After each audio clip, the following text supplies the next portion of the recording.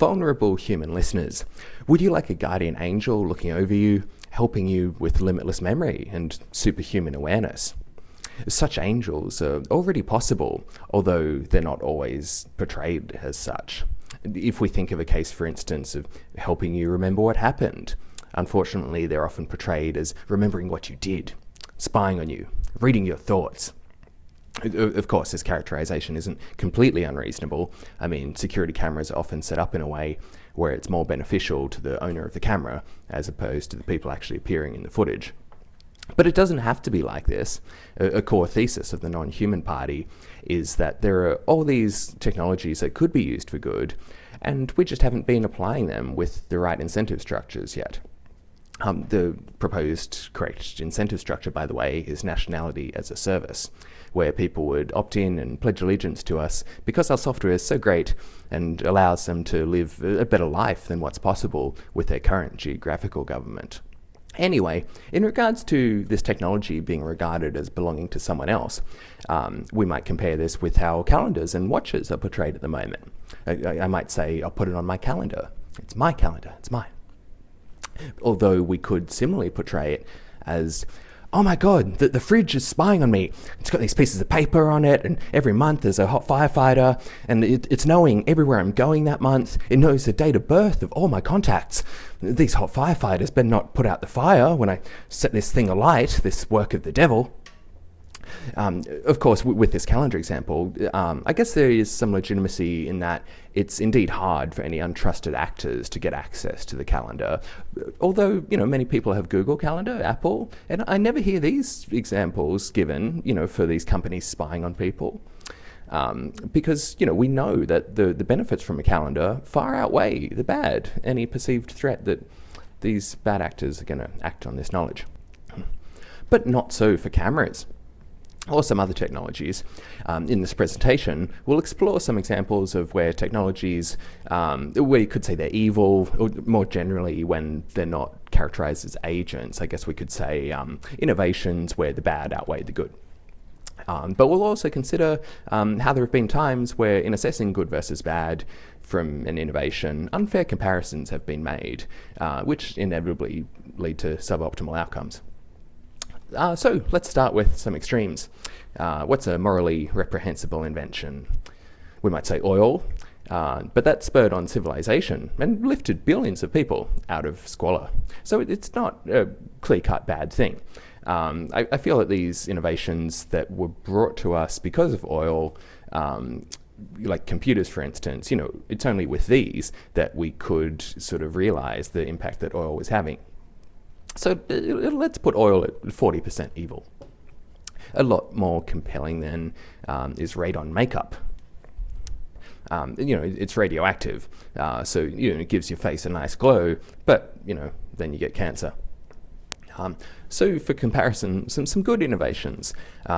It's a cliche to go with medical stuff that only kicks in at the last minute, defibrillators, pacemakers, various equipment to fix limbs that have already been broken. Lots of these I class as too little, too late. I mean, engineers have created civilization where there are supply chains to deal with food scarcity. There's telecommunications networks, so we can access the wisest information from across the lands, not just the local level. Let's go to the local witch doctor or rabbi or whoever. But fundamentally, let's say that good technology allows us to be more human. So we enjoy social contact, so letters good, mail, but they also lead to spam. So let's put letters at 70%. Social networks, also good. You can see memes there, not just writing. So let's put that at 80%.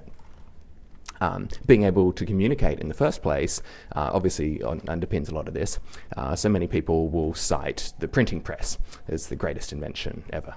It didn't have as much spam as social networks, perhaps. So let's just put that at 100, appease these people. We'll return to the printing press a bit later, actually, so keep this thought in mind. Obviously, these communication technologies rely on computers, so computers are going to be quite high.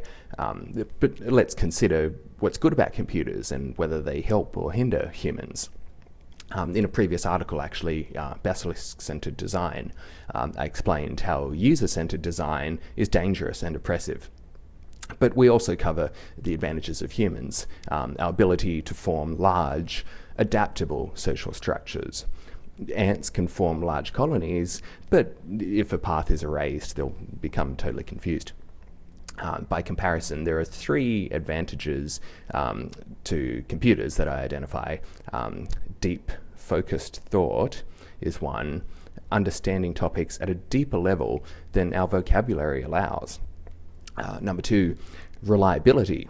Code can be run repeatedly in exactly the same way, and mathematically proven as bug-free in some cases. The number 3 advantage is the scalability that computers offer. Code can be run on custom-made circuitry to use as little power as possible, and it can be replicated to accommodate the desired throughput.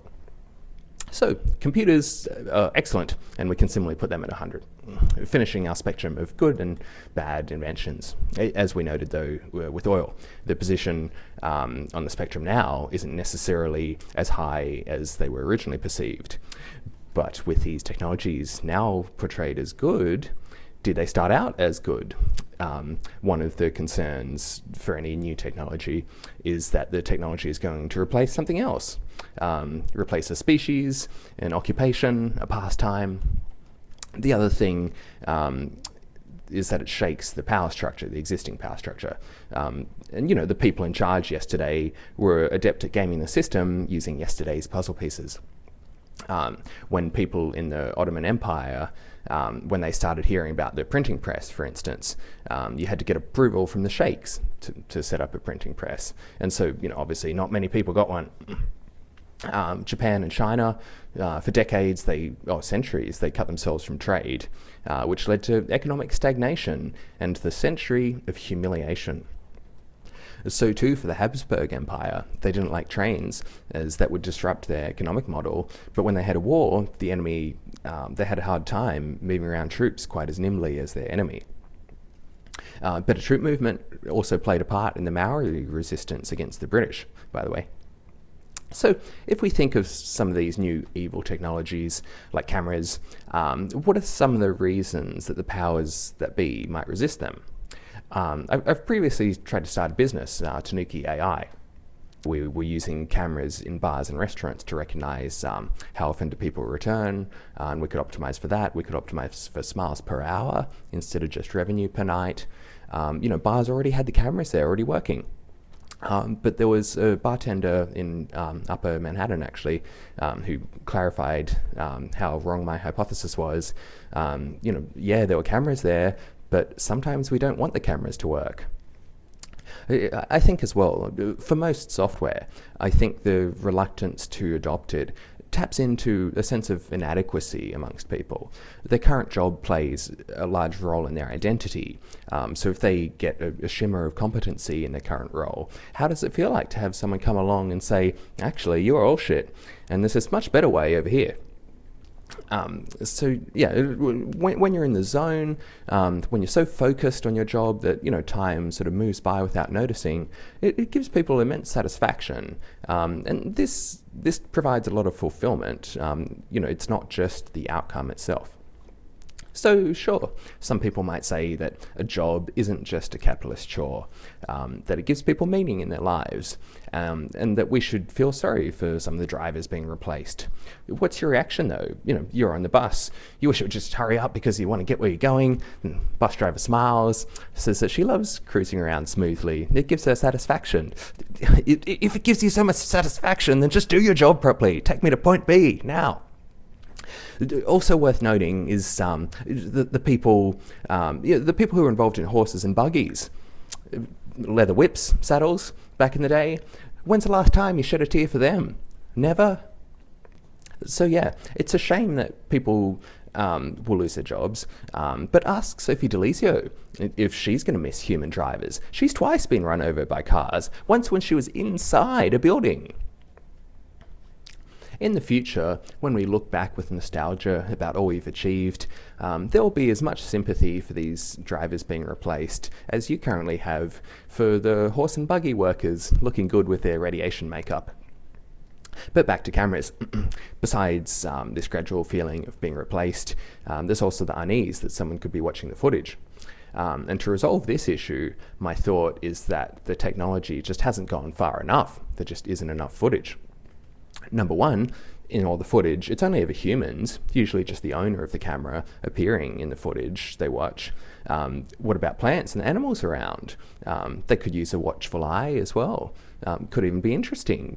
Like everything else though, they quickly caught on, and now on some mornings I'll catch them just waiting for the daily ration, chilling patiently on the bench seat. When I started this 2-month-long adventure trying to bird watch, I had no idea I would enjoy squirrel watching so much more. It's also made me realize that even amongst the structures and pavement and power lines, how interesting nature can be in a single suburban backyard if you just really stop to look. Even the plants are amazing. I had no idea that as vines grow, they spin around looking for something to grab onto.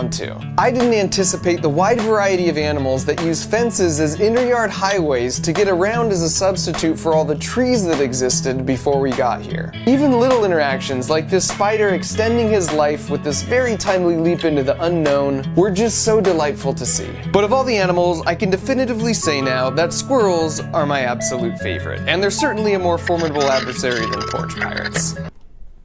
In terms of the shortage of camera footage, another piece of evidence is how computers will often, they'll rarely close the loop in watching and analysing. They'll typically hand off for a human to actually watch the footage.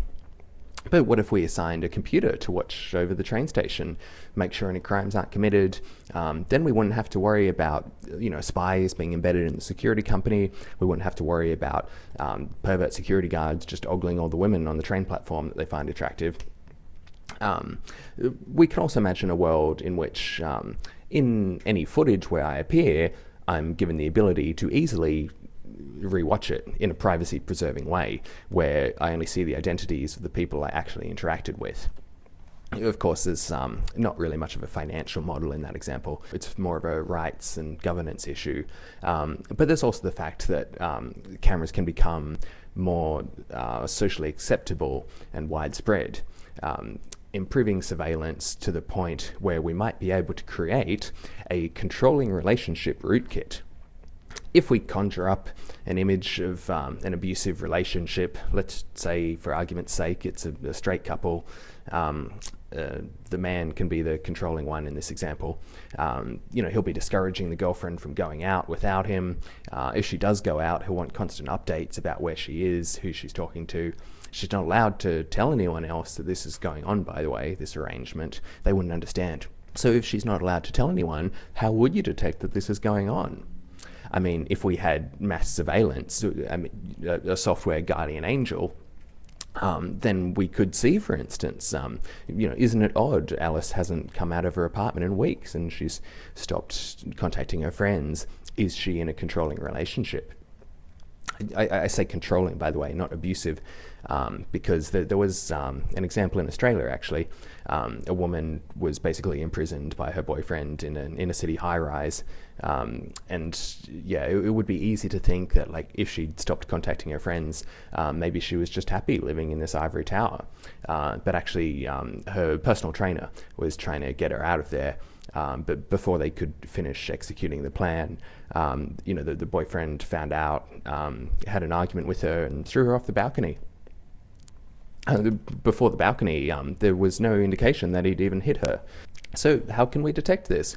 It's simply infeasible for any human to watch this footage on a scale that could be reasonably accommodated by tax revenue. The focused and scalable thought offered by computers offers a path for optimizing the return on all our cameras. Just like guns don't kill people, I say it's humans to blame for spying. By tolerating human-operated surveillance cameras, we're tolerating an incursion on our rights and a handicapping of the camera's potential. So, on that note, we can conclude we've seen how technology has always been portrayed as evil, but that the people saying that are self-serving liars. We've seen how there are some underappreciated technologies right now that could save us from a century of humiliation, and how there is a political party willing to save us. So for future developments of the Non-Human Party, like and subscribe.